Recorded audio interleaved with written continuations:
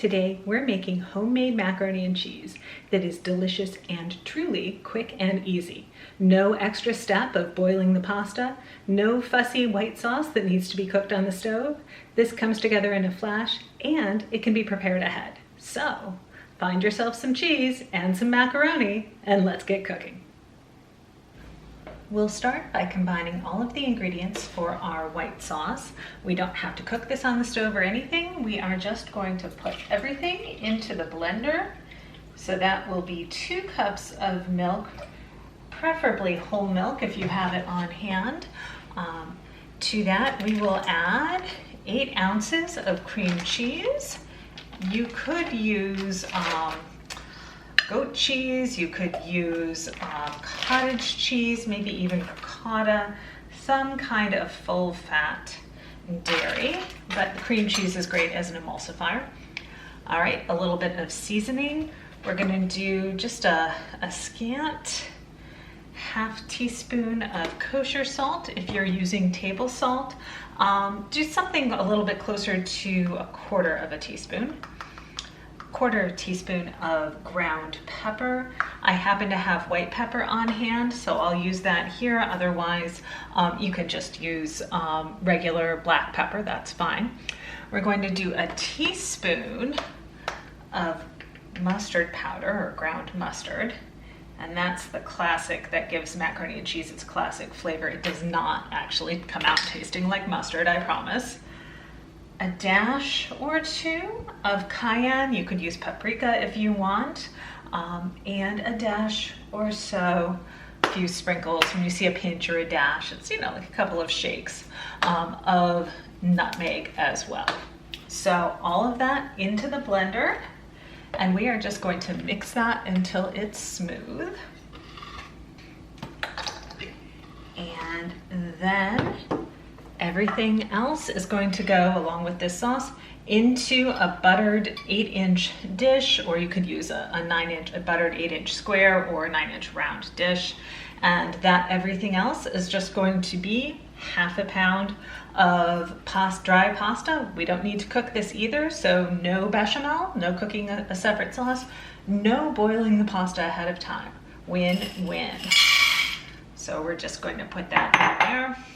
And then we have a pound, yes, a pound of shredded cheese. And this is probably the most work this entire recipe takes, and I did it off camera, is shredding the cheese.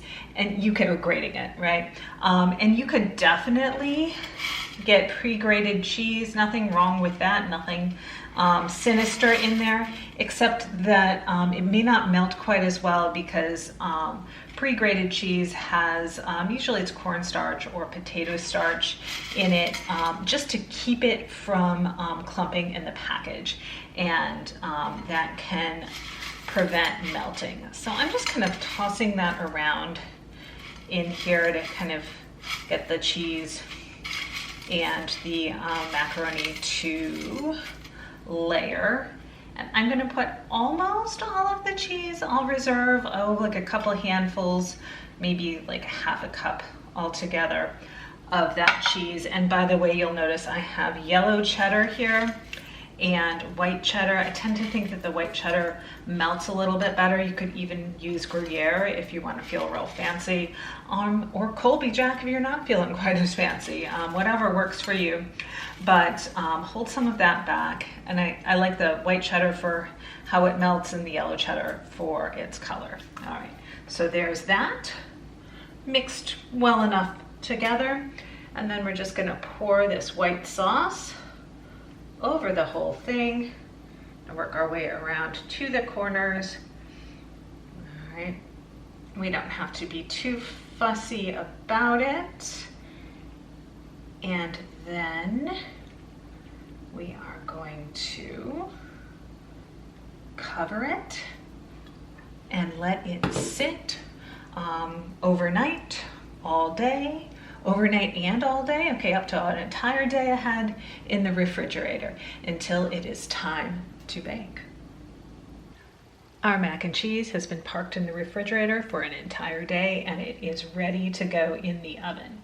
I did preheat my oven to 350 degrees and take this dish out of the refrigerator as soon as I got the oven started, just so it wasn't quite as refrigerator cold.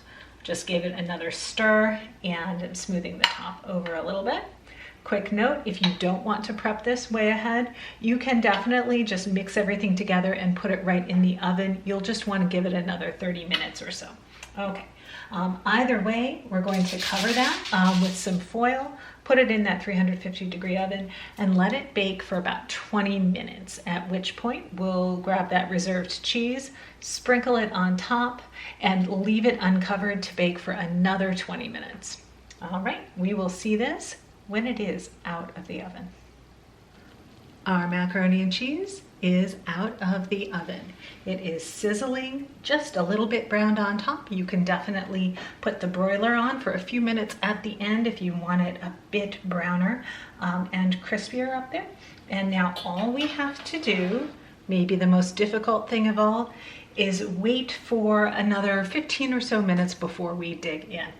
Hope you give this a try and you check back soon for another recipe.